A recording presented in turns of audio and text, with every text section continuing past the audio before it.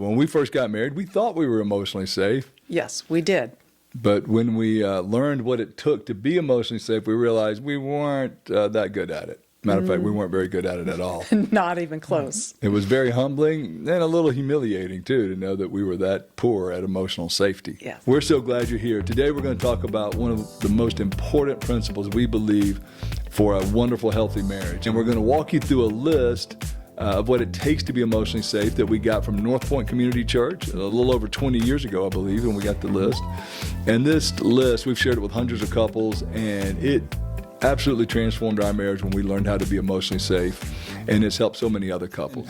What we learned is what I need from Danielle to feel emotionally safe is different than what she needs from me. So just because you're getting what you need from them, that doesn't mean you're giving it to them, right? So it's very important to ask each other and coach each other, and we're going to dig into that.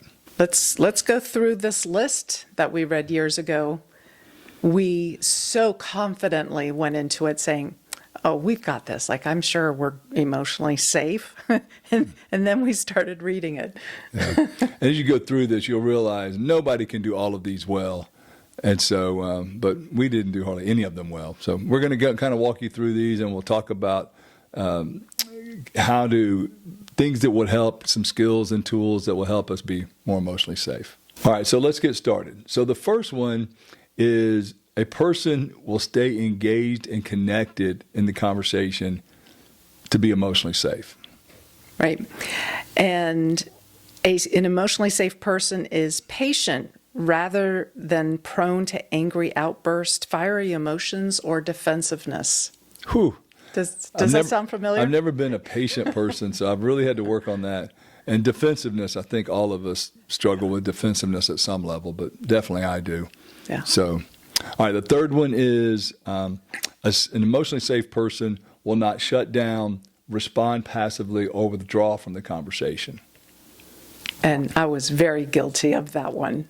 I withdrew every chance I got. Yeah.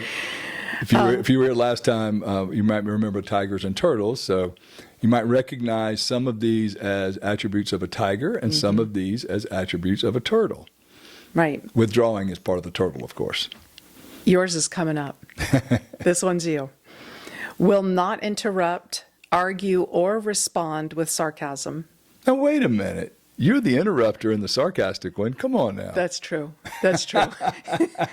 Did you see how she tried to put that on me? You're the argue part. Okay. Maybe part of that was me and part of that was you then. Okay. I'll accept that. All right. I just could not let her get away with that one. I wasn't trying to be defensive, you know.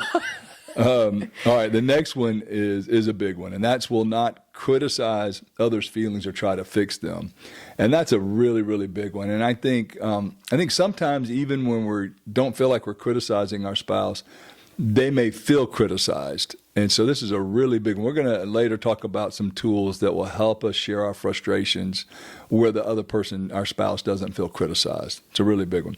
The other part which says we'll not try to fix them, and that's also a big one. Usually when our spouse, when we feel like our spouse is trying to fix us, they're actually trying to help us. So one of the He's actually talking to me because this is what I would frequently do in our conversations was try to fix things. Yeah, and so what we've come up with, and actually for a long time we tried to learn and then help others learn. When your spouse is sharing something with you, is say, hey, do you want me to just listen to you or to try to offer some solutions? And then our board member said, what he likes to do is say, hey, do you want helped, heard, or a hug? I love that one. Yeah, do you want helped, heard, or a hug? And so when that really can help us, our spouse not feel criticized, if we can ask them, hey, do you want helped, heard, or a hug? So, and also recently someone shared with us another neat tip on this around here that would help with criticism, is when you're going to share something that's hard with your spouse, let them know how you need them to respond. That was huge. One. Is to say, hey, I've got to share something hard with you. Here's how I need you to respond for me. I need you just to listen, or I need you to try to help me. But please don't try to make me feel like I'm an idiot for bringing this to you. So that was a really neat tip that someone taught us just recently. So Yeah, I've been using it on you, and you've actually told me what to say, and it wouldn't have been what I would have naturally shared with you. So it's been helpful because I'm like, that's all you want me to say or do, and yeah. It's really, really neat when you can. It gets back to coaching our spouse on what we need from them. It's one of the biggest skills we can learn as well, is learn how to coach our spouse instead of just expecting them what we need from them. Right. An emotionally safe person refuses to judge the motives of others and tries to give the benefit of the doubt. And this one's so hard because we're so quick to judge, because we know each other so well. I can finish your sentences like, I'm confident I know what your intention was, but all I saw was your action. So I can assume, and it's hard to give the benefit of the doubt once we've gone down that train track. Yeah, it's really hard. It's a good one. Try to assuming the best is hard because we just see their behavior and we don't really know their intentions, and we judge them based off their actions, not their intentions, like you said. Exactly. It's really hard. All right, this next one was a really tough one for me early in our marriage, probably still in our marriage, but it says the next one is, will not convince others they're wrong. And man, early in our marriage, I just am wired where I need to be right. I'm the king of needing to be right. So this one's a huge one for me. One thing that's really helped me is now when I try to say something, I try to start out with, I could be wrong. And that was so hard for me to say early on in our marriage. But by me starting out saying I could be wrong, but then sharing my perspective or opinion, it reminds me that I'm not trying to be right here. You know, what's the saying? Fight to understand instead of fighting to win the argument or win the perspective, if you will. So that's a really big one. And an emotionally safe person makes the other feel honored, valued, and understood. And when you can do active listening, can feel honored, valued, and understood. Right. And the best phrase I have found to listen better is when you're sharing something is when I will respond with, well, tell me more. Tell me more why you felt that way. Tell me more about that. Acting more like an investigative reporter than waiting for my chance to defend. Right. So tell me more is a great phrase because you want to pull out as much information about the situation and, more importantly, their feelings. Yeah, absolutely. And where that really, it's always important, but especially when they say something we don't like or agree with. Yeah. Right. So when your spouse says something you don't like or agree with, it's important to care more about their feelings than our own perspective, right, or being right. So it's so hard because as soon as they say something we don't like or agree with, we want to try to convince them they're wrong and we're right. But instead, if we care more about their feelings than our own perspective, then we can use, hey, can you tell me more about how you got to that perspective? Can you tell me more about why you feel that way? Right. And that is a game changer if you can do that. Because most of us, and me included, when Danielle says something I like agree with, I immediately want to get defensive and try to convince her she's wrong. Instead, if I would just get curious, it makes a huge difference. Right. So the last one, an emotionally safe person, is good at keeping confidentiality. We were good at that one. Yeah. So Danielle and I went through these 9, and actually it's 9 bullets or 9, but inside of it there's about 20 different things. And once again, there's no way you can do those really well. No one person can do all of those well. But for us, we didn't do any of them well except confidentiality. Since we can't do all of them well, is to ask our spouse, what are the top 2, 3, or 4 that you need me to really work on? And those are the ones that we work. So we did that with each other, and that was a big game changer for us because Danielle would tell me, these are the 3 or 4 please work on and what I need for you to feel emotionally safe with you, which means emotionally safe means to share something hard, but also just be vulnerable. Right. Right. And so it can be different things when we're sharing where we need emotional safety. So in true transparency, the one I asked and needed for you to be emotionally safe with me is to be patient rather than prone to angry outbursts, fiery emotions, or defensiveness. That allowed me to stay engaged in the conversation. Yeah, I'm a tiger from last week when we talked about tigers and turtles. So early in our marriage, if Danielle said something that triggered me, I would get real disgusted, frustrated, defensive response. Real intense reaction. Yeah, just an intense reaction. Luckily, I wasn't a yeller or screamer, but I would have intense that intensity was really hard for her. And I didn't even know part of it. I mean, part of it, you didn't even see it, the intensity in the face. And so that's a big one. And now I've given her carte blanche. Please challenge me when I respond that way, because I do not want to respond that way. Right. And which one did you need? Yeah. So for me to feel emotionally safe with Danielle, I needed her not to shut down and withdraw. If I shared something that was hard, or she would, shut down for 2 or 3 days and, just answer questions with fine, yes, no, and have that, sad look on her face. And so that was really hard. So both of us would walk on eggshells, right? I didn't want to share anything with her because I was afraid she'd shut down. She didn't want to share anything with me because she was afraid I would overreact in an intense manner. So we needed to understand first, and then second, it takes a lot of practice, right? And so, but it is a game changer. We also want to talk about, I think last week we talked about the Gottman's 4 horsemen of destructive behaviors. There's many destructive behaviors in a marriage, but they claim the 4 most destructive are contempt, criticism, defensiveness, and stonewalling.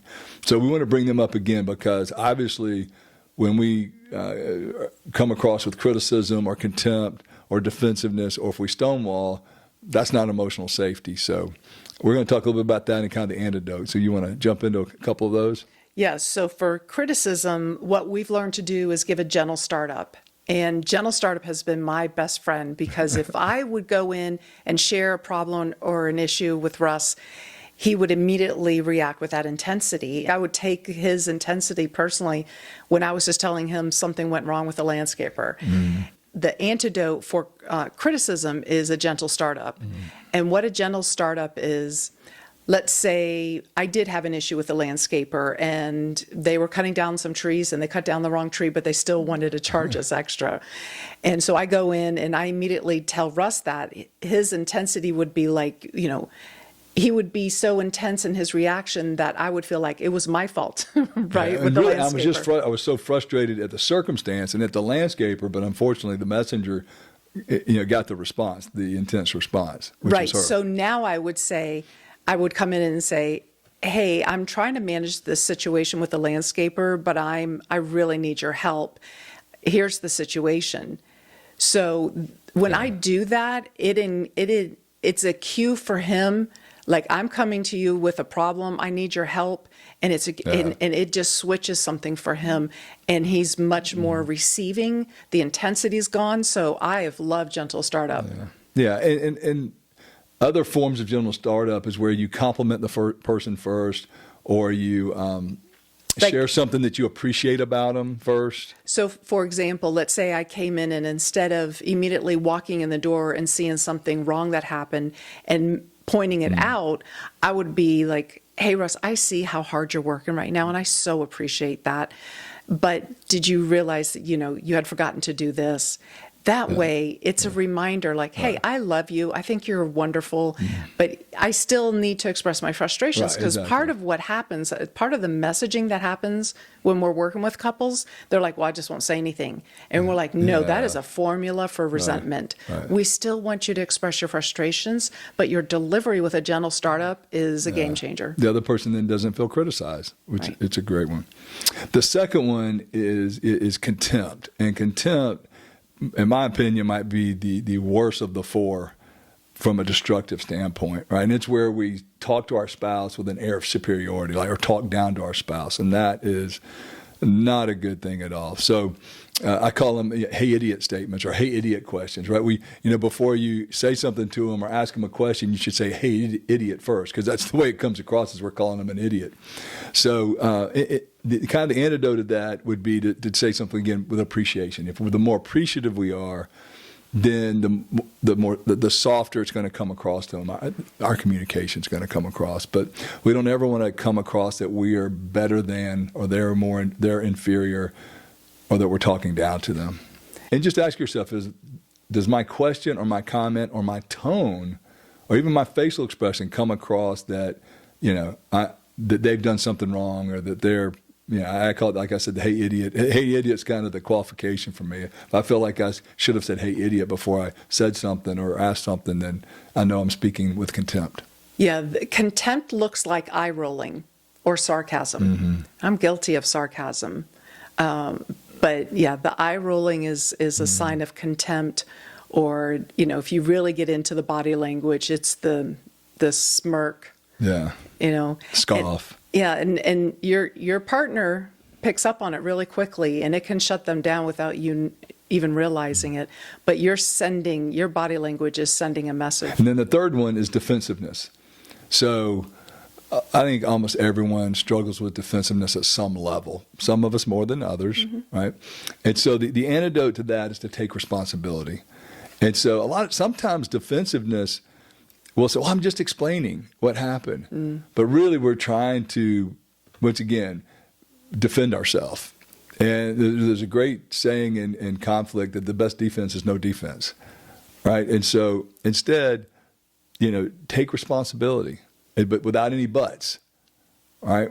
I'm sorry, here's what happened. I'm sorry for what my role in this or whatever I need to do, but leave the buts out of it.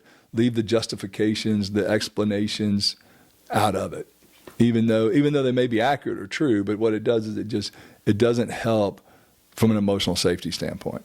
And Gottman Institute research says even if you take 2% of the responsibility, it'll change the trajectory of that conversation. Right. And so remember last week we talked about the frustration conversation, is owning your role in the tension and coming back. That is the antidote for defensiveness, is taking at least 2% of the responsibility. Right. And then stonewalling, hello. Hi, I'm a stonewaller, is to, the stonewaller shuts down and goes away. And it's important instead of ruminating, is to self-soothe, is go for a walk, get into nature, read a book, watch a TV show, but to disconnect and not ruminate on the situation, and then re-engage. Yeah. That is the antidote for stonewalling. Because it becomes so habitual just to stay away. Right. Well, I know we're throwing a lot at you. Emotional safety is such a big one, and there's so many things that can cause us not to be emotionally safe. But there are wonderful things we can do. There's small things we can do that will be a game changer as far as your spouse feeling like you're emotionally safe. But I think the most important thing is to ask your spouse, what do you need from me to feel emotionally safe? Jeff Henderson has a great question, our friend Jeff. This is good. And he ask your spouse, what's it like to be on the other side of me? Let me say that again. What's it like to be on the other side of me? And he says 3 things will happen. First, you'll learn a good bit. Second, you'll be encouraged. But third, you're going to get your feelings hurt.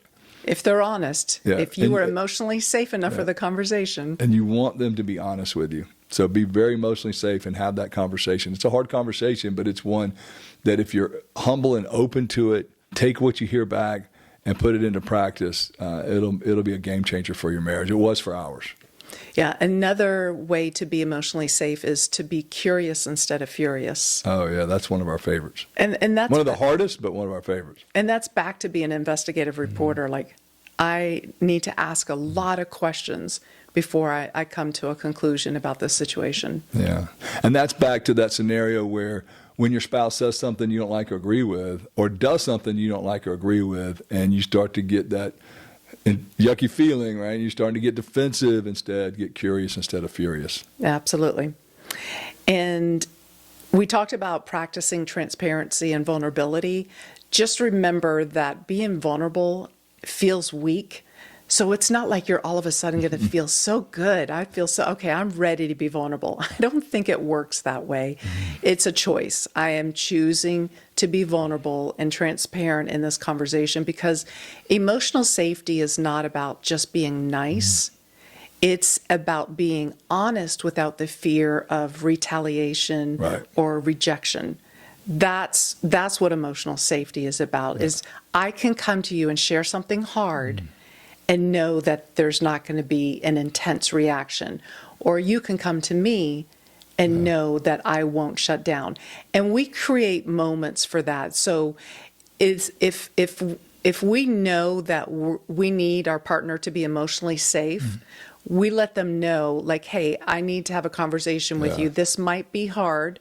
and I'm going to need some emotional safety here. You put it in your own language. That might sound a little too awkward up front to say, but just I need some emotional safety in what I'm about to share with you. Yeah, one of the things that's helped us is I can go to her and say, hey, I'm really struggling with something. Can you help me work through this? Right? If it's something, once again, now I'm not saying this is all you, right? This is something I'm struggling with too. And it could be something, a frustration I have with Danielle. But I know that the more intense my frustration, as we said last week, the more intense my frustration, the more it's about me. Doesn't mean she didn't have a role in the frustration, but I also have a role.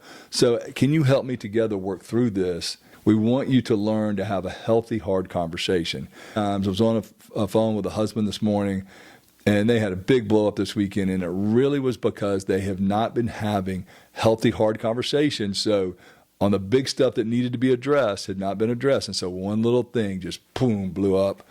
It was a horrible weekend because of what seemed like one small thing, but it was because all the hard stuff had not been addressed. And I think before we learned all this, I think we go into the conversation hoping for the best, but we don't know to ask for, can you please be patient rather than, have an intense reaction? Can you please stay engaged instead of withdrawing? Like we just go into it hoping for the best, and then we have these reactions, and we don't realize that our own reaction is making it emotionally unsafe. It's shutting the other person down. I mean, and so I think if you pay attention to the 9 things that we shared up front, that and choosing one of those things and coaching your spouse saying this would really make a difference for me to be able to stay in the conversation, that's the foundation that you need first. Is you need that emotional safety, then the use of the communication tools, because without emotional safety you can learn all the skills in the world and it still won't work. Right. And remember to let them know how you need them to respond. Hey, I've got to share something hard with you, and this is how I need you to respond. It's a new tool that was just taught to us recently. And safety doesn't mean it's conflict free. Absolutely. Right? It just means that I can be honest without the fear of losing connection with you. Exactly. We're not wanting you to avoid conflict or avoid tension. It's inevitable. Right. But we want you to learn how to do it in a way where you, as Danielle said, you don't lose that connection. Right. A good question to ask your spouse is there anything that you've wanted to share but haven't felt safe enough to? That's a good way to open up this conversation. Absolutely. And then you get to practice being emotionally safe for them when they share. Yeah. The other one that we've have used is, have I done anything to frustrate you or hurt you this week? Or lately or today? That's another one. Right. But we've got to be emotionally safe for them to share it.